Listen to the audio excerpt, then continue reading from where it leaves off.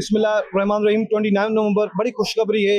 हमारे senior advocate Hasan Raza साहब, उनके बड़ा काबिश हैं, और जो कायम अली शाह थे उधर साइड में, आज आपने खुद माहौल देखा, अच्छा बड़ा पॉजिटिव रोल प्ले किया था दोनों वकील साइडों ने। हम तो चाहते हैं डे वन से, और इंशाल्लाह खुशगवार मूड में हम एक कंप्रोमाइज और आउट ऑफ कोर्ट सेटलमेंट करना चाहते हैं। जो भी मिसअंडरस्टैंडिंग दोनों पार्टी की हुई हैं वो भी हम इंशाल्लाह कोशिश करेंगे वो हल हो जाए। और देखिए, मिसअंडरस्टैंडिंग दोनों के बीच होती है तो फायदा कौन उठाता है? तीसरा बंदा फायदा उठाता है। तो हम चाहते हैं, एक मिसअंडरस्टैंडिंग हो चुकी थी मेंटेनेंस में, अगर वो राजी हो जाते हैं कल हम ज्वाइंट स्टेटमेंट जमा करवा लेंगे। मेंटेनेंस का केस खत्म एक दिन में, गार्जियन का केस खत्म। अगर डिग्री पास करवाना चाहेंगे उसमें टाइम लगेगा। तो हम we have requested and court भी हमें एक मशवरा दिया था, आप ये अपने जो मिसअंडरस्टैंडिंग है फैमिली में वो आप क्लियर करते हैं, बैठ के कप के चाय पिए और मसला हल करें, वो बेहतर है दोनों बच्चों के लिए, बच्चों की वेलफेयर के लिए। हम तो डे वन से कह रहे हैं।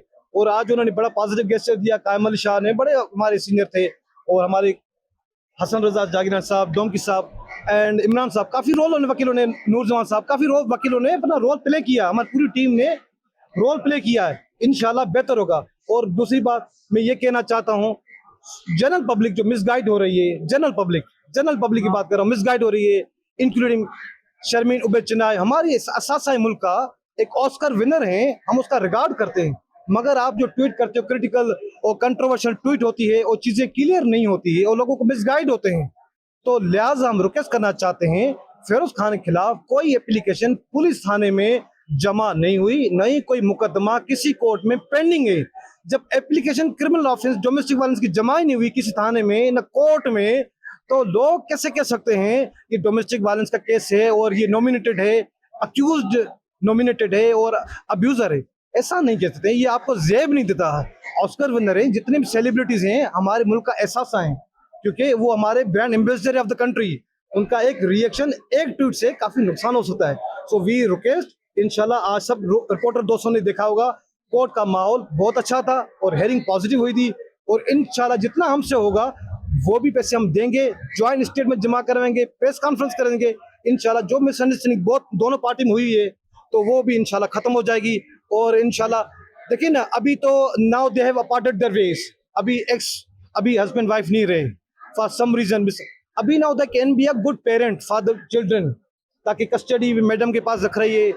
इंटरम हम विजिटेशन राइट्स मिले, हफ्ते में दूसरे दिन तीसरे दिन नाना नानी से मिले, दादा दादी से मिले, बच्चा की ग्रोथ होगी। और हम पॉजिटिव रोल प्ले करना चाहते हैं। सारे साफियों को मैं शुक्रगुजार करना चाहता हूँ, अयाज बिरोई हो, मुमताज जमाली हो, शेरियार भाई हो, अब्दुल कादिर मंगरो साहब, जितने भी जियो न्यूज है, जितने भी हैं, सबका शुक्रगुजार करना चाहते हैं और थैंकफुल रहना चाहते हैं। आप अपना रोल प्ले किया, ताकि जितनी मिसअंडरस्टैंडिंग दोनों पार्टीज में थी, मैडम हमारे लिए काबिल एहतराम है, और मैडम की फैमिली है, भाई है या उनके वालिद साहब है, काबिल एहतराम है, अदर सारी फैमिली भी काबिल एहतराम है। अगर मिसअंडरस्टैंडिंग होती है तो इंशाल्लाह हम पूरा रोल प्ले करेंगे, किया भी है, आइंदा करेंगे भी, अगर इंशाल्लाह कोर्ट में पॉजिटिव रोल प्ले करेंगे। जागरानी साहब ये बताइएगा, शर्मीन साहिबा को जो आपने आज दावत दी थी आज की हेयरिंग के लिए, उनकी तरफ से कोई रिप्लाई नहीं आया? मैडम ने न फोन किया न ट्वीट किया हमारी तरफ से, न कोर्ट में आई। मैडम हमारी एक एम्बेसडर है, मुल्क का एहसास है, हम उसका कदर की निगाह से देखते हैं मैडम को। सिटी कोर्ट में डोमेस्टिक वायलेंस के केस हैं और कारोकारी केसेस हैं पेंडिंग में, अगर आए तो हमें जहां पर आवाज रेज करनी चाहिए तो डेफिनेटली हम तो बड़ी खुशी होती है तो लोग रेज करते हैं वायलेंस के खिलाफ, ये तो बहुत अच्छी बात है।